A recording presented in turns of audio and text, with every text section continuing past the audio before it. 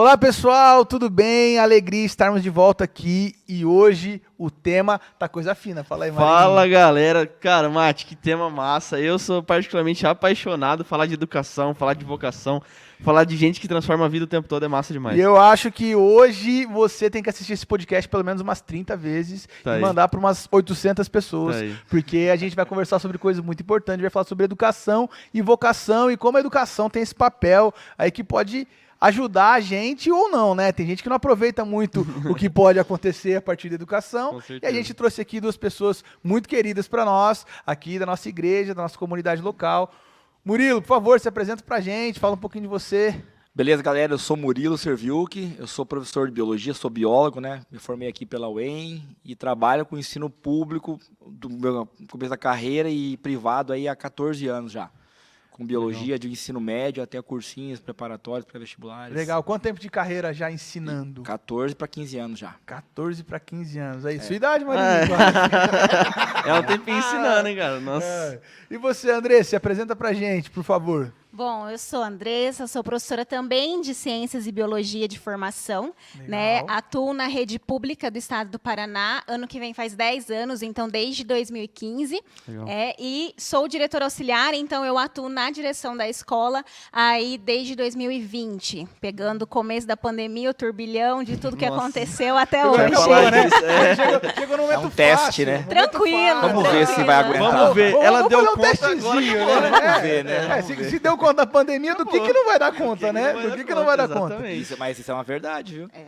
Quem passou a pandemia em sala de aula, em colégio, Nossa, com toda certeza. cara, que Ah, experiência. quem passou pela pandemia, né? Eu acho que em inúmeras profissões, com mas certeza. na sala de aula, com Com certeza. Pô, teve que se reinventar, fazer tudo acontecer de novo, mudar. E minha esposa, né? Minha esposa É. com educação Pô. infantil. Tá aí. Imagina você fazer educação infantil e ter que preparar as aulas e mandar para os pais. Cara, e você tem que ensinar, alfabetizar o pai e a mãe também, Com né? Além certeza. da criança. E os Porque... pais felizes por participar. Contentes. Fora aquelas situações Satisfeitas. constrangedoras, Exatamente. né? O cara orava pra O pai acabar a tava do pandemia, não lado, pelo vírus, né? O pai tava do Acaba a lado pandemia. ajudando ali, daqui a pouco ele levantava, tava de sunga lá pra criança, esse tipo de situação. Mas, gente, vamos lá. Educação é uma ferramenta para transformação de vidas. E aí a gente pode falar de ferramenta tanto de Deus quanto ferramenta política. É ou não é uma educação para transformação? Pode ir, Andressa? Pode. Pode. Eu acho que é. É assim. Eu acho que nós que somos professores, assim, professor depois de 10 anos de carreira, ele passa a ter os famosos momentos de crise, né? Continuo, não continuo. Não, preciso fazer outra coisa, tô cansado. É como a gente tá conversando aqui no bastidor. É pesado, assim. É uma preparação muito grande. Só que aí, até esse tempo atrás, conversando com um colega meu, e estávamos em 3, um reclamando, tá difícil, tal. E ele falou, cara, acho que a gente não molda ninguém na sala de aula, né? Aí um amigo meu falou, cara, eu acho que tá errado. Eu falei, eu acho também que tá errado. Eu acho que o pouquinho que a gente passa com o aluno em sala de aula é o momento da gente mudar. Porque às vezes a gente espera de uma gestão municipal, federal, tal, estadual, e esses caras não estão na sala de aula. Verdade. Então, a ponta mesmo ali da briga é o professor, é a direção que vai resolver ali os perrengues. Então, eu acho que o professor e a educação ainda são as ferramentas que podem ajudar. Até porque a gente passa, às vezes, muito mais com aquele aluno do que a própria família. Com toda certeza. Então, às vezes, muitos conselhos que os pais davam, a gente, às vezes, pela uma idade maior, a gente passa também, às vezes, a ajudar. E aí, a moldar mesmo. A questão, olha, não olha por esse lado, faz isso. Cara, eu já vivi isso aí, não vai dar certo. Com certeza. Então, é uma ferramenta, é grãozinho, sabe, da areia. A sala de aula é um ambiente, a sala de aula, o ambiente escolar é um ambiente onde vocês veem muito mais do que a questão político-pedagógica. E aí a gente está falando de questões mais íntimas da pessoa. Isso aparece lá para você, Andressa? Com certeza. Né, eu falo assim que eu sou uma entusiasta da educação, então a gente passa por muitas crises, fala assim, será que é isso mesmo? Será que vai dar certo? Será que não vai? Será que a gente está fazendo diferença? Tem dia que a gente acorda pensando desse jeito. Né? Será que o que eu estou plantando realmente está alcançando ali um coração que vai ser um solo fértil? Né? Mas eu acredito que sim. Né? E eu acho assim que em sala de aula a gente acaba tendo muito mais contato com essas questões íntimas, de alma, de coração, muito mais do que de currículo. Sim. Né? Então, a gente se prepara, a gente tem uma técnica, a gente busca ter as melhores ferramentas, mas a gente precisa entender que ali a gente está lidando com um ser humano, né? Com todas as variáveis que envolvem a humanidade, com todas as dificuldades, com fatores que ele vai trazer de fora para dentro e que vão influenciar até mesmo o quê? A aprendizagem ou não. Não controláveis, né? Por parte de quem está ensinando. Incontroláveis. Você fala, Porque E- todo dia é uma e aula deve ser- nova. O aluno ele veio hoje com um problema, ele resolveu, depois o outro. É muito dinâmico isso aí. Você fora vai o problema descobrir. entre eles também, né? E deve ser uma crise gigantesca, porque você começa a resolver um problema e aí o aluno traz uma demanda gigantesca, mas aí você como diretor, você como professor, você fala assim, poxa, mas isso aqui extrapolou a minha atuação. Como que faz daí? Poxa, extrapolou. Chegou lá o aluno contando um problema familiar. Chegou lá o aluno Aí- pensando uma coisa, ou confessando, ou contando, conversando com vocês, um plano que você fala assim, poxa, isso aí não é legal, isso aí eu vai... Já, eu já, na minha tempo de aula, assim, eu já peguei coisas simples, mesmo assim, de crise, de aluno chorar porque a família não está obedecendo o aluno, sabe? A pessoa quer muita coisa e a família está sendo firme e a pessoa se sentir isso, ou seja, ela está se vitimando. Sim. Mas e de alunos também já assim com tentativa de suicídio, de pensamento desse jeito. E aí você tem que ter esse filtro, porque nem tudo, pô, a gente se formou em biologia, nas aulas de prática de ensino, por exemplo, ninguém falou, ó, você vai pegar um aluno assim. Então você vai ter que dar isso, tem aquelas práticas, mas a realidade é outra. E aí você leva para as instâncias, né? Ó, então tem que é o jogo para ir. Ah, vamos tentar aí, já chamar um coordenador, alguém que vai ter, talvez um psicólogo, um psicopedagogo, para tratar isso aí. Até porque senão eu posso matar essa situação com um jeito que não deriva. Posso até piorar isso aí. Mas tem que ter essa versatilidade de entender, peraí, aqui eu recebi a informação, eu não vou dar conta dela sozinho, eu não vou me arriscar a dar uma de psicólogo, que eu não sou. Aham, Então eu vou falar, ó, vai lá falar com o Matheus, que o Matheus é psicólogo. entendi. Entendeu? Orientar para o profissional da escola que sim. está ali para isso. É. E a escola tem essa abertura, Andressa, a direção, né, as políticas pedagógicas hoje têm sido direcionadas para isso. Tipo, poxa, nós não estamos falando mais de um desempenho, né, sei lá, de um teste aqui que nós estamos tentando fazer ele desempenhar o máximo possível e ele vai chegar na aprovação. Não, nós estamos falando de alguém que tem demandas emocionais e tal. A escola tem tido essa abertura um pouco mais integralizada, um pouco mais integrativa com outras disciplinas emocionais e coisas desse tipo? Eu acredito que a abertura a gente tem, né? Principalmente dos profissionais que estão ali dentro. O que nos falta muito é o suporte. Então, assim, eu poderia elencar N situações que já aconteceu de questões extraescolares que os alunos trazem para a escola e que ali numa conversa você começa olha, teve uma situação, nossa, essa aluna está com o uniforme sempre sujo, está acontecendo alguma coisa. Você vai conversando o quê? Então, ela estava sendo expulsa de casa pela mãe. Aí você vai conversando, você chega numa situação dessa. Né? Então, o que a gente pode fazer? Igual o professor falou, a gente vai tentar levar para as outras instâncias. Vamos levar para conselho tutelar, vamos ligar para quem precisa ligar. Né?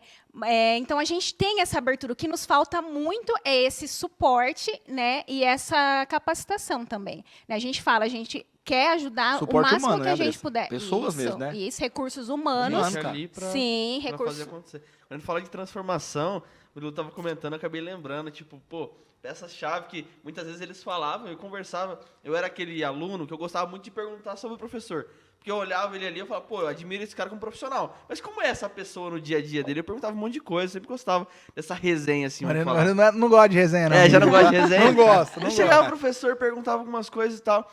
Eu lembro que um dia, eu sempre gostava muito de exatas. Nunca tive dificuldade em provas de exatas. Entrou um professor novo. Eu virei muito brother dele, a gente conversava um monte de coisa, ele me dava um monte de conselho e tal. E teve uma prova dele, tipo, eu nunca tirei nem nota vermelha em matemática. E teve uma prova dele que eu quase zerei. E daí eu cheguei nele e eu fiquei maluco, porque eu sabia que ele tinha forçado a prova mais do que... Porque pelos alunos ali eu reconhecia isso, né? Eu conversei com ele. Falei, por que você fez isso? Eu fiquei doido conversando com ele. Ele falou, você nunca vai esquecer mais de mim no resto da sua vida. Porque foi no momento que você achou que você estava muito bem, muito preparado, foi mudar uma coisinha ou outra, você já caiu do cavalo. E hoje eu me vejo, vamos falar assim, um profissional que tem muito mais excelência nas coisas que faz, porque um professor me deu calma aí, ei, segura. Se põe no lugar. Eu passei por isso segura. na faculdade, cara. Foi muito massa isso. Na faculdade, olha só. Como é que foi? Tinha um professor de fisiologia vegetal, o professor Celso, da UEM. Gente Foi boníssima. meu professor também. Nossa, cara, uma voz grossão, magrão, assim. Gente boníssima mesmo, assim. E aí a gente fez uma amizade muito grande, cara. Muito grande. Na época eu fazia estágio em botânica, tudo. E aí eu via ele todo dia. E eu fui muito bem na primeira prova. Muito bem mesmo. Tirei 60. Isso é bom, tá, gente? 6 é 10. Arrasou, 6 6 é 10. Só tá assistindo em casa, faculdade 6 é 10, tá? 10, faculdade, Ai, nunca tirei 6 é 10. vermelho até fazer faculdade. Até conhecer a verdade. Cara, faculdade. eu fui muito bem. A minha turma, tipo assim, a nota mais alta foi 6 e 3. Eu fui 6. Eu falei, cara, tô voando. E aí eu falei, não, tem que estudar, porque 6 é bom ali, mas... E comecei a estudar. Segunda prova fui bem pra caramba. Acho que tirei 9, 9,8. E aí na última prova, cara, eu sei o que eu fiz. Eu comecei a dar uma avacalhada, assim. E aí chegou a prova e tal, corrigiu. Cara, o professor Celso, olha, ele corrigiu, deu a nota assim, 30. Eu olhei e falei assim, não, mas não é 30. O cara que tirou 9,8, né? Não, mas Tira a minha 30, prova, Matheus, mas a minha prova era de 9. E aí eu e o Daniel, um amigo meu também, ele falou, quanto você tirou, Daniel? Ele falou, 30. Eu falei, eu também, cara, vamos lá. Não, vamos lá. Fala com o Celso, pô. Como assim 30? Aí nós chegamos lá, assim, ele olhou e falou assim, o que vocês querem reclamar aqui? Não, professor, 30? Eu quero que você corrija a minha prova. Eu falei, não vou corrigir. Se eu vou corrigir, eu vou dar menos. Aí eu fiquei, ué, mas como assim? Mas tá tudo certo aqui. Ele falou assim, tá certo sim. Essa prova de vocês é acima de 9. Eu falei, mas por que você me deu 30? Para você aprender que nem tudo que é nota. Então vocês já são biólogos aqui, da minha disciplina. Mas você vai levar esse 30 aqui. Pra tua média não ficar tão alta, pra vocês não se acharem tanto assim. A gente tava voando mesmo. E ele, então, eu fiz a prova mais ou menos. Ele falou assim, não, pelo respeito de vocês. Eu aquilo ali, falei... Aí o meu amigo falou, vamos lá pro DA, departamento? Eu falei, cara, isso é ensinamento, ó. Ele sabe que a gente sabe. Mas ele vai mostrar a vida, vai te dar uns tapas aí. Então aprenda, Vai, cara. Cara, tem não. um livro do Rubem Alves que Isso, ele cara. que chama Nossa, Entre Ciência e então- Sapiência. Não, eu gostei mais dele ainda, cara. Pô, lógico. É lógico. Sério. O cara te ensina Tira ele um É, falou, uma "Ô". dessa, Exato. o Rubem Alves ele tem um livro chamado Entre Ciência e Sapiência, e é uma coletânea de textos assim, né? E um dos textos ele fala assim, que os professores estão perdendo a beleza de ensinar porque eles não estão ensinando para a vida, eles estão ensinando para desempenho. Mas foi isso mesmo. E aí, esse é um ensinamento que você carrega para a vida. E eu sou muito grato a Deus porque as pessoas que mais bateram em mim, em todas as áreas, ministeriais, na escola, leitura, teológica, os difíceis mesmo, me marcaram positivamente demais, que são as pessoas que eu carrego um carinho, uma afeição gigante. Agora, os caras que foi fácil de levar, cara, não marcaram não. Então a gente precisa aprender a valorizar essa sapiência, né? E não só o conhecimento e performar. Aí né? volta na pergunta que você começou. Aonde que a educação marca? É aí. Exatamente. Não, pode reparar, nesse contexto, não era um conceito de fisiologia vegetal que ele estava... Ele tinha entendido que eu tinha entendido aquilo lá. Ah, isso aqui o Murilo aprendeu. Mas eu tinha que aprender outras coisas ali. E Então, isso é modificar. isso muda e marca. E você, no caso, André, você tem alguma história que você ou fez parte ali daquela transformação, presenciou, que, pô, falou, pô, isso aqui é lindo de ver, de eu estar nesse meio e isso ajudou a transformar uma pessoa, hoje eu vejo a pessoa assim. Tem alguma história assim? Tem algumas, né, que a gente carrega com bastante orgulho. Nós temos uma aluna que hoje ela faz biomedicina na Uningá e ela foi a minha aluna da minha primeira turma. Né? E assim, ela sempre teve essa paixão pela área de biológicas, então a gente conversava muito. Eu lembro até hoje de um trabalho que eu pedi para eles, e ela apresentou sobre transplante de coração, e eu lembro que ela apresentava de uma maneira assim muito especial. E ela foi atrás, então até hoje ela conversa comigo, né? Ela mandou esses dias, professor, eu apresentei um artigo num congresso. Falei, gente, isso é fantástico. Legal. Né? De alguém que vem de uma realidade tão difícil. Né? Vira e mexe, eu entro nas salas e eu pergunto, quem o pai tem ensino superior? No máximo, você vai ter 4 alunos em uma sala de 35, 40 alunos. Meu Deus. Então, assim, é um índice muito baixo. Então, a educação, para eles, representa essa possibilidade de transformação da família. Eu falo, gente, vocês Mudar vão a ser realidade, aí... né? Essa mudança na realidade, esse novo começo na família de vocês. E o quanto que a educação foi um aspecto vocacional para vocês? No começo você estava falando de, poxa, eu estou na sala de aula, mas eu entendo o meu papel. Não é uma questão política pública, não é uma questão por trás. O meu papel ali com o aluno. O quanto isso é real, assim, e intenso para vocês no dia a dia? Tipo, não é o meu papel, eu estou aqui, eu fui colocado por Deus, ou eu entendi, ou em algum momento me apaixonei por pedagogia, biologia, pela direção da escola, e o meu papel é aqui para eu desempenhar essa missão. Quando que isso aconteceu com vocês? Ai, sei assim, eu vou te confessar que quando eu tava me formando assim, eu não pensava não. A última coisa que eu queria ser era ser professor. De verdade, mas não por uma questão de menosprezar a profissão. A minha professora, você teve lá com a professora Ana Obara? Sim. Cara, ela é um amor, assim. Mas um dia ela falou um negócio pra nós, assim, que aquilo eu fiquei muito assim, bem chateado. E eu já tocava na noite, já era músico profissional, e na época o que eu ganhava de cachê me mantinha. E aí um dia ela falou assim, ó, vocês têm que pensar que tem que trabalhar por amor e tal. Porque o salário de vocês vai ser um salário muito ruim, não vai ser um salário bom. E aquilo eu falei, caramba, será que vai ser assim mesmo? Ah, vocês vão ganhar menos que um frentista. E eu falei, tá, mas eu nem sabia quanto o frentista ganhava. Mas aquilo eu achei, falei, nossa, se ela comprou com um frentista, deve ser muito ruim. Né? Mas eu não sei, eu nem sei quanto que é. E aquilo eu fiquei muito chateado. Eu falei, não vou ser professor, não. Eu vou ficar na música mesmo. Tava tocando com umas duplas na época. Eu falei, quer saber, eu vou me envolver com a música mesmo, vou tentar seguir a carreira. Mas aí um dia eu cheguei, aí eu terminei a faculdade. E dava aula já no PSS, no estado. E é uma realidade bem diferente mesmo. E aí, cara, acho que a coisa foi aparecendo pra mim assim, ó. Eu fui realmente sentindo aquilo. Aí é que talvez a vocação que estava meio assim, nebulosa. Eu não sentia que era aquilo porque talvez eu achava... Porque eu vi pessoas que eu amo, a Ana Bárbara é uma pessoa que eu amo até hoje, mas numa fase que ela falou, talvez eu entendi errado, eu fui deixando meio nebuloso. E depois, quando eu fui pegando o gosto, assim mesmo, eu falei, cara, isso aqui é muito legal. Porque você fala, alguém tá assim, ó. Ah, então é isso, professor. E aí parece que dá uma luz mesmo, né? O cara tá assim, foi assim, ó. ele não tá entendendo nada. Aí você fala, ele fala, É muito legal essa sensação. muda a fisionomia, né? Exato. Muda tudo. Pra mim foi, assim, o oposto, né? Então eu brinco assim, quem é mais ou menos da minha idade, lembra que a gente fazia aqueles cadernos de perguntas, né? Aí passava na sala inteira, todo mundo respondia.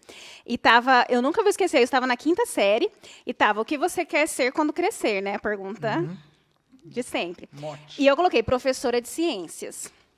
Aí eu falo, gente, eu nunca acertei tanto, né? Porque realmente foi o que eu fui fazer depois. Então, no ensino médio, passei por várias ideias. Eu vou para medicina, vou para, sei lá, direito. Fiquei pensando em várias coisas. E, no final, eu voltei para biologia. Né? Eu realmente me tornei professora de ciências.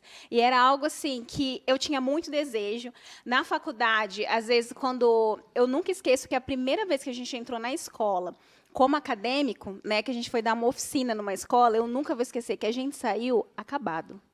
Mas você sai, assim, a gente não tinha nem energia, nem força, nem ânimo, que minha professora, que é a minha orientadora do doutorado até hoje, ela olhou pra gente, vamos comer um pastel?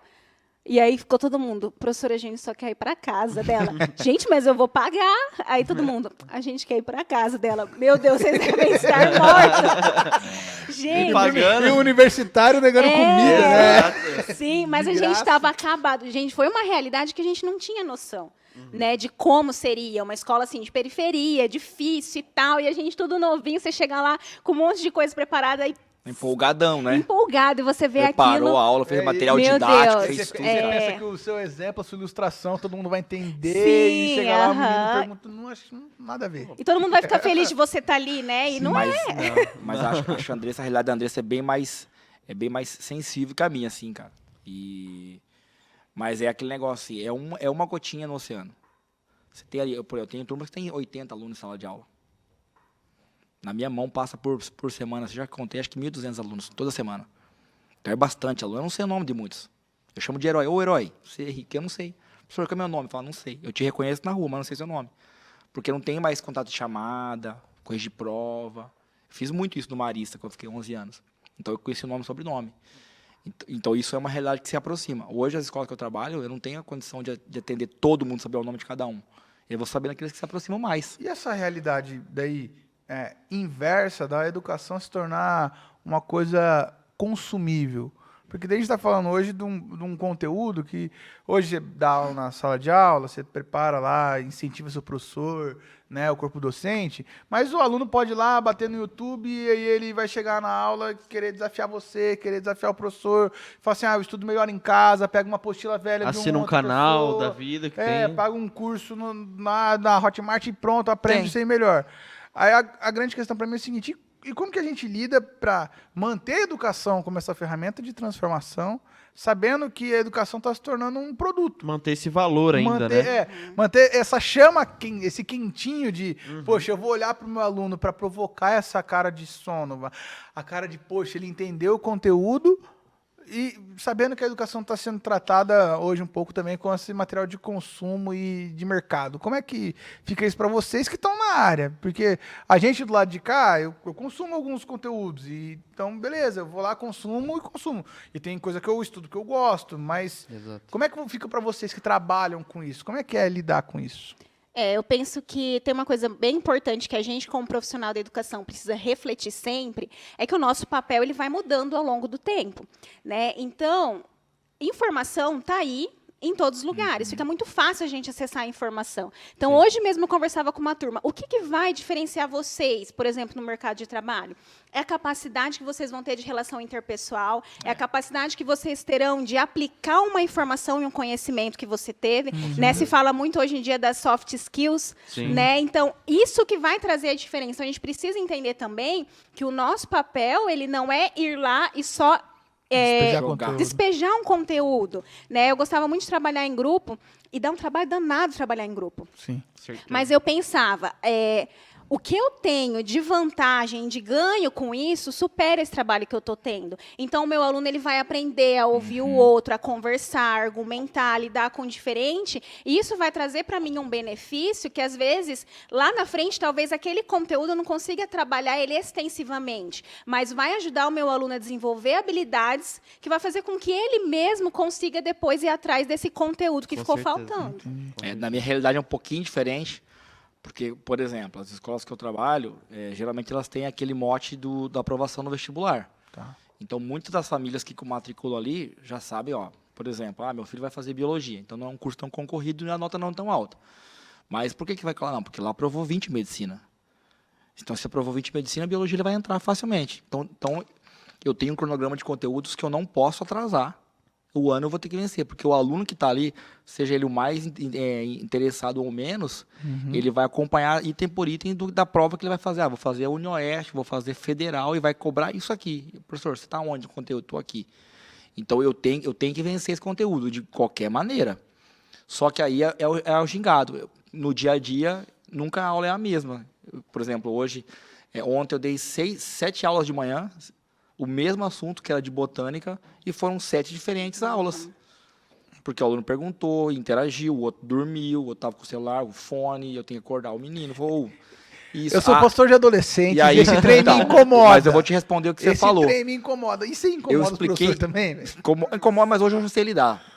O aluno falou assim, professor, assisti tua aula tal, entendi. Beleza. E foi embora. Aí ele voltou, professor, assisti um vídeo lá no YouTube, professor X, nossa, como eu aprendi tudo. Falei, sério, cara? Eu não desanimo. Eu falei, o cara é meu amigo.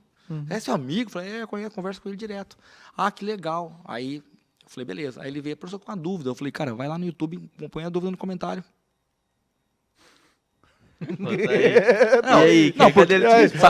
Sabe por quê? Porque, Marina, porque hoje, é igual a Andressa falou, a informação ela tá aí e é boa. Sim. É consumível, é boa. Se você souber filtrar de graça, tem cursinhos de graça. Só que todo mundo tem essa condição de acessar a internet e tirar a dúvida. Então, eu falo assim, você pegar um livro de... Tem uma frase que eu falo para os alunos assim, você vê 2 pessoas ensinando como dançar tango e você só assistir, você vai entender. Então o primeiro passo é ali. Aí o cara fala assim, sobe aqui agora faz os passos. Você vai fazer o quê? Tudo errado. Então você entender uma aula é um primeiro passo. O cara aprender é outro. E aí quais as condições que o cara está? Numa sala com ar-condicionado, com as contas pagas, o pai deixou de carro importado, vai buscar, tem alguém limpando. Então, na escola privada, como está todo mundo de uniforme, tem esses alunos que são muito ricos, tem os alunos que são bolsistas, e eu nunca vou saber. Sim. Então, e não que a aula vai ser diferente, porque o cara ganha mais ou menos. Então, há essa discrepância. Às vezes, eu não tenho que lidar com a diferença, o cara veio, sei lá, não veio almoçado. Nossa, muito. E tem muito isso. Na época que eu trabalhava no PSS, cara, era triste de ver. É. O aluno, ele não tinha atenção porque estava com fome, Matheus. Sim. Você entendeu? Então, isso corta. Então, esse é o Brasil da educação. Entendeu? Então, tudo tem consumido. O TikTok tem coisas boas, tem coisas ruins, tem canais ótimos, né, de biologia, de matemática, professores dando lives aí no Instagram, tudo. Só que quem tem acesso a isso e vai ter material para consumir e utilizar isso. São poucos. Entendi. É uma bolha que tem que ser estourada. A UEM esse dia teve uma discussão sobre o PAS, por exemplo, mudando as ementas ali, e aí os colégios ficaram bravos. Falaram, gente, vocês estão piorando, não para nós, do particular, do privado, mas para a rede pública. Vocês vão criar um problema massa para eles. Porque, não, então é difícil, é uma discrepância, sim. Então eu acho que para a Andressa é mais importante esse papel, além do conteúdo na escola que ela trabalha, do que aonde eu trabalho.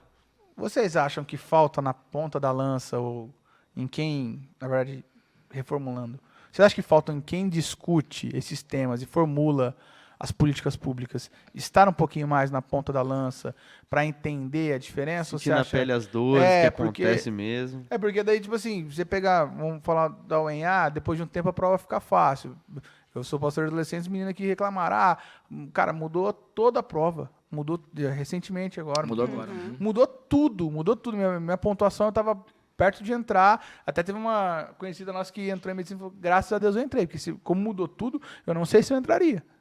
Ela falou assim, e ela falou, cara, eu não sei se eu entraria. E aí, vocês acham que falta um pouco da ponta de lança, de gente que conversa lá com uma realidade pública lá do Sarandi e, ao mesmo tempo, gente que consegue transitar lá na realidade de um colégio do centro, de filhos de classe A? Vocês acham que falta essa formulação de gente que sabe da realidade? Com certeza. Tanto que quando a gente estuda na UEM, né, depois faz pesquisa, a gente fala muito isso, né? Então, a minha área de pesquisa é ensino, é educação. Então, a gente vê isso, existe um abismo entre a universidade e a escola regular, e a educação básica, né? Então, vou dar um exemplo. A gente estava comentando antes sobre o ensino remoto, né, na época da pandemia. Quando retornou o PAS, os processos seletivos, eu mandei um e-mail para a CVU, né, perguntando como ia ficar o conteúdo programático, considerando que os nossos alunos da rede pública tiveram essas e essas defasagens e tudo. E a resposta que eu tive foi, vai continuar do mesmo jeito. Né? Você que lute. Você que lute. Então, assim, isso para a gente vem como um soco na boca do estômago, porque a gente está lá com o nosso aluno. Não, gente, vocês conseguem, vamos tentar, vamos fazer inscrição. A gente faz mutirão de inscrição, de Enem, vestibular e de PAS. E aí, recebi uma resposta dessa, a gente fica, poxa. Eles estão nadando contra a maré, eles estão com todos os Posso perguntar? Sem comprometer a tua equipe, mas quando vocês orientam assim, o corpo docente, eles aceitam essas mudanças ou tem... Com certeza deve ter gente que aceita mais, outros são mais relutantes. Mas no meu caso, por exemplo, se o cara relutar, ele tem um emprego que está na ponta, né? Você não quer fazer, eu vou botar outro cara que faz aqui. Sim. Mas essas mudanças, por exemplo, que vocês vão... vai ter o PAS aqui, biologia, caiu esse conteúdo aqui. Os seus professores de biologia, por exemplo, eles aceitam, vamos falar? Hoje mesmo a gente falou na turma que a gente estava conversando que... Quando a gente mostrou o vídeo do secretário, né, daí a gente falou, tem sempre alguém que manda na gente, porque às vezes eles ficam assim, né, achando que eles vão fazer o que quiserem quando eles forem adultos. Eu falei, por exemplo, esse senhor que falou ali manda na gente, né? Então, se ele fala e a gente gosta, a gente faz. Se ele fala e a gente não gosta, a gente faz do mesmo jeito, né? Então, a gente tenta sempre trabalhar isso daí, né? Com certeza, tem momentos que tem situações que a gente tem mais resistência, tem situações que a gente tem menos resistência. O que nós falamos, né, eu e o diretor que a gente trabalha junto ali, sempre para eles a gente está aqui pelos nossos alunos. Então, não importa se isso me agrada ou não, a gente tem que pensar que o meu objetivo é para o meu aluno. Então, nesse momento, eles estão precisando disso, a gente vai precisar trabalhar nisso. Né? É claro que daí a gente vai contar também com aquelas pessoas que querem ajudar. Então, vamos fazer uma aula num sábado de preparação para o Enem, por exemplo. A gente não vai obrigar ninguém a participar. Não dá para obrigar o professor a ir lá para isso. Não, mas daí tem sempre aqueles que abraçam a causa e falam, vamos junto. Eu acho que para cada um que não quer, tem um outro que vai, abraça. Acho essa é uma coisa legal, né? Que mesmo quando a gente vai falar de política pública ou uma ação num espaço mais vulnerável, a gente precisa ter as pessoas desejando realizar a mudança, né? Ser o centro daquilo, né? A questão pessoal nunca vai sair de tona, nunca vai sair de voga. Se o cara não tiver com o coração naquilo, não adianta. Você pode ter a melhor ideia do mundo, pode ter o melhor planejamento do mundo, a melhor estratégia, não vai. Parece estar indo Pô, eu olho isso como como eu falei, né? Eu tive professores incríveis. Eu acho que foi basicamente a base de tudo que hoje eu me tornei como profissional, por exemplo. Que eu olho e falo, não só esse caso específico de matemática, por exemplo, eu até estava lembrando agora, depois, uma fala que eu falei para ele. Que na época, meu desejo, minha vocação era ser professor de matemática. Eu decidi muito depois que não era isso que eu queria mesmo. Mas eu falei para ele, você vai me fazer desistir da profissão que eu quero, por causa dessa prova aqui. Ele falou, eu tenho certeza que não vai ser por isso se você não quiser isso. Isso, pelo contrário, vai te dar mais paixão por isso. Eu acho que eu nunca estudei tanto depois de uma prova assim, justamente por isso. Esses desafios, eles passam a acontecer. E quando vocês falam o tempo todo da vocação de vocês, o quanto isso é importante, o quanto as realidades diferentes fazem a gente viver isso, é incrível de ver esse brilho no olhar também, né, Mati? E eu tive uma situação, só te interrompendo, Matheus, lembrando aqui agora, sobre vocação, é bem isso. Eu tive, assim, o privilégio de trabalhar com vários professores que eu tive no cursinho. Porque eu fiz cursinho numa realidade que eu não podia, né? Eu perdi meu pai muito cedo, com 13 anos, e aí, quando eu fui fazer o vestibular, olha como o professor, ele pode matar um aluno. Eu estava no 3º ano, meu pai tinha morrido aí há 2 anos, a gente estava num perrengue bem sofrido, e aí começou aquele negócio de vestibular, o que vai fazer? Vai fazer... Aí eu falei, vou fazer odonto, numa aula de educação física. A minha professora, na época, eu não sei o nome dela, você acha que Deus tirou da minha cabeça para eu não procurar na internet, assim. Ela falou assim, não, você não vai, não, você é pobre. Mas eu era pobre mesmo. E, não, eu sou, né? Mas, tipo, sabe quando eu era pobre, que o pobre dizia, não, rapaz, você é pobre, hein? Assim, era, tipo, dos pobres, eu era o pobre ali, sabe? E aí eu falei, mas eu não fiquei chateado, eu falei assim, é verdade, eu não tenho dinheiro. Ela falou assim, você não vai ter dinheiro para montar um consultório. Pô, isso em 98, meu pai morreu em 96. E eu falei, é verdade. E aí eu comecei a me despertar para o vestibular. Eu comecei a fazer farmácia e tal. Farmácia na época era mais concorrido, era medicina, depois direito, depois farmácia. E eu vim aqui para Maringá, morava em Marialva, fui pedir, bater nas colegas, pedindo bolsa nos cursinhos. E aí eu consegui e tal, mas, nossa, um perrengue. Eu tinha que vir com meu primo que fazia também, daí ele passou, eu já não tinha mais carona, sempre foi uma luta. E aí eu comecei a ver no cursinho aulas que eu nunca tinha visto no colégio. E eu estudei no colégio de Marialva, que na época era o melhor de Marialva do público, que é o colégio de Parigô. Eu falei, nossa, como que eu não tinha visto isso, cara? E fui aprendendo coisas. E aí fui passando, tal, aí fui me motivando, beleza. Aí um amigo meu, o professor William, ele tem uma vocação que, além de ser professor de biologia, que é um excelente professor de biologia, o William Lopes, ele foi um mentor, assim. Ele falou assim, cara, você tem que fazer biologia, velho. Larga a formação de farmácia. E eu tinha vergonha, biologia. Eu falava ciências biológicas, eu tinha vergonha, né? Daí eu acabei fazendo e passei, então, para encurtar a história. E aí comecei a trabalhar depois, e eu tive o privilégio de voltar a trabalhar com os professores do cursinho que eu fiz aula. Então, os caras, inclusive alguns se tornaram sócios num empreendimento que eu fiz numa época, em 2015, um cursinho que eu abri. Ele virou meu sócio. Eu falei, Zeca, cara, que legal você ser meu sócio no cursinho, você era professor de matemática que eu tinha aula, cara. Isso é legal mesmo. E eles lembraram de mim, então, o professor Fabiano, que deu aula de literatura, falou, Marialva, você era Marialva, né? Eu falei, você lembra de mim, professor? Lembro. E eu chamo ele de professor. Que legal. Porque ele é meu colega, eu falei, eu chamo ele de Fabiano, professor, beleza? Então, essas coisas marcam. E aí que a vocação já estava lá.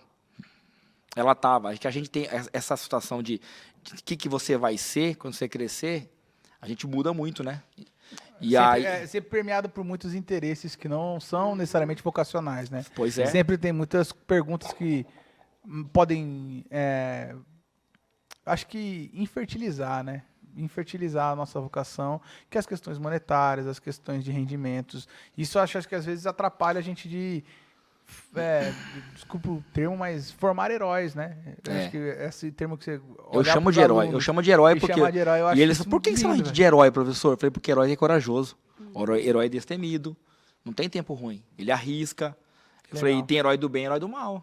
Legal. Qual que é o herói que você quer ser? E eu acho que a gente precisa muito desses entusiastas da educação. É isso aí. Porque o que nós temos visto, infelizmente, é esse movimento contrário, né? Então, eu lembro que quando eu fui fazer vestibular para biologia, minha professora de biologia tentou me fazer desistir muitas vezes. Sim. Andressa, não. Andressa, eu não acredito. Pensa bem. Vai fazer outra coisa, vai fazer medicina. Eu falava assim, poxa, Você tem mas... certeza? Tem E certeza? tem no privado também, viu? Sim. Quando eu comecei a dar aula, Mas você é tão nova, vai fazer outra coisa. Vai Você ganhar dinheiro, vai né? ganhar dinheiro, sabe? E a gente precisa recuperar esse orgulho da educação e essa vontade que, que as próximas gerações continuem. Essa paixão pela vocação, Sim. por Eu acho que lecionar, a né? gente Por ver devia voltar a gerações. ser semeador de sonhos. Né? É. Porque o vocacionado é aquele que faz com paixão, né? Sim. Ele tem uma voz, né? Vocacional vem de vocare. Sim. Então, o cara tem voz. Tem alguém que chamou, né? Chamou, é chamado. É Então, é chamado chamado. com excelência. Sim.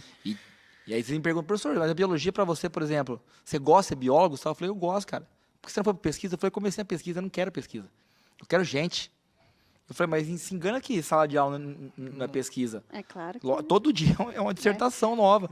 E aí eu lembro que eu falei assim, ele falou assim, professor, mas você é feliz no que você faz? Você tem sucesso?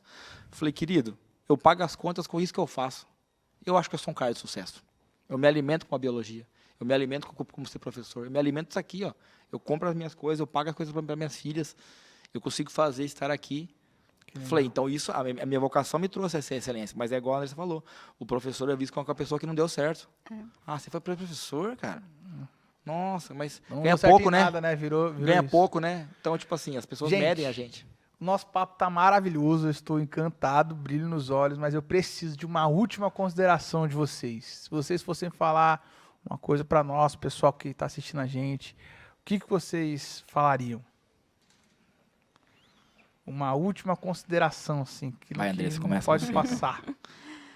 Eu acho que a gente tem que buscar o que queima no nosso coração, né? Então, igual eu falei, desde pequena eu tinha esse desejo de ser professora de ciências. E muitas vezes a gente vai precisar, e talvez alguém que está assistindo, seja para educação, talvez seja alguma outra área, né? Mas a gente às vezes vai precisar calar as outras vozes e ouvir só a voz do Senhor e o direcionamento de Deus para a nossa vida, né? Porque todas as profissões, elas têm o seu papel, Certeza. né? Eu até brinco, eu falo, gente, agora eu não sei quanto que está a concorrência da medicina, mas eu lembro uma vez que eu vi que era 330 por por aí um. ainda. Eu falava, gente, mas será que Deus criou tanta gente para ser médico? Eu me questionava isso, sabe? E talvez é esse momento, né, quem está aí pensando no que vai fazer, de calar essas outras vozes, olhar para suas habilidades, porque a gente precisa ter essa noção também. Eu preciso olhar o que eu sei fazer, né? Aquilo que Deus colocou na minha vida, no meu coração, e fazer uma escolha, né? E pensar assim, que talvez essa escolha agora, eu mude daqui a um tempo, falar assim, poxa, talvez não é isso. Né? Talvez daqui a um tempinho eu possa querer fazer outra coisa. Mas ter esse discernimento, assim, de pensar, de calar o que as outras pessoas estão falando, de esquecer um pouco se vai agradar ou se não vai agradar, o que meus colegas vão pensar ou não, e fazer essa escolha assim, o que queima no meu coração hoje, né? Qual é a realidade que eu quero mudar? Legal. Eu vou pegar o gancho que a Andressa falou, eu repetir ela, que ela falou resumiu tudo. Eu falo para meus alunos assim, se você vai medir o que você vai ser pelo tanto que você vai ganhar, você está errado. Se você mira numa cifra para te tornar feliz, isso pode ser a maior armadilha. Porque o aluno que está ali na iminência de fazer uma escolha de uma carreira, ele nunca foi aquilo. E é o que a Andressa falou, se você quer ser de uma tal profissão, você já está apaixonado por aquilo, então você faça com excelência. Não faça meia boca. Que legal. Porque às vezes tem uma família que tem um ramo, por exemplo, de advocacia e o menino quer fazer educação física. Eu falo, cara, você quer mesmo, bicho? Sua família vai pegar? Não, eles não estão felizes. Falei, cara, então você tem que ser o melhor para sua educação física. Se você quer ser mesmo, você tem que ser o melhor, cara. Para cima, eles né? poder falar assim, não, esse meu filho primeiro, segundo, Ele não terceiro, quis, advogado, esse aqui, mas esse aqui, É sinistro. entre os caras, ele é o melhor. Então, independente se você vai seguir a carreira ou não. Porque eu falo, você nunca foi aquilo que você quer ser. O cara nunca foi médico, nunca foi advogado, ele tem que escolher isso de banco que ele vai ser, é difícil. E as realidades são diferentes. Eu falo, cara, pesquise o mercado de trabalho. Se você vai ter que ficar em Maringá ou vai ter que sair, Sim. né? Se você vai ser feliz. Se Me preparar para esses desafios. professor, você né? nunca quis ser médico? Eu falei, cara, eu odeio hospital. Como é que você é médico? Ah, mas ele ganha bem. Eu falei, cara, mas eu também ganho bem. Porque eu ganho bem, porque eu pago as minhas contas. Para mim isso é bem. Sim. Claro. Entendeu? bom, Isso é bem. E aí, lembrando aqui, a minha decisão para ser biólogo foi realmente, cara, foi em livro de Jó. Deus ia mudar a tua história. Eu bati muito tempo no vestibular, eu cheguei a ficar por 1,2 pontos de não ser aprovado, batendo na farmácia. Um dia minha mãe abriu e falou, Deus vai mudar o teu destino. E mudou mesmo para biologia, e daí a biologia Que bom. me fez... Então, essas mudanças de quem é cristão e sabe que o nosso plano aqui, além do nosso material, tem uma mão, assim, ordenando, Sim. faz diferença. E Deus vai abrir as portas, Vocês entendeu? falando aqui, eu lembrei de um texto de Provérbios que fala: a sabedoria clama pelas ruas. E, pessoalmente, eu acho que Deus tem chamado a gente para pensar na nossa vocação como se fosse a sabedoria clamando pelas ruas. Ele quer se revelar de diversas formas, da multiforme graça dele, a multiplicidade de profissões. A gente falando de educação, tem um professor de biologia que está atuando ensinando, tem uma diretora, tem um menino que gostava de matemática, tem um que é pastor, outro psicólogo. E então a gente tem multiforme sabedoria. Deus está clamando com a sabedoria pelas ruas. E eu espero que você encontre sua vocação, espero que você também tenha discernimento da sabedoria de Deus e viva o melhor de Deus para sua vida. E muito obrigado pela sua companhia até aqui. Até a próxima. Tchau, tchau. Tchau, tchau. Tchau, galera.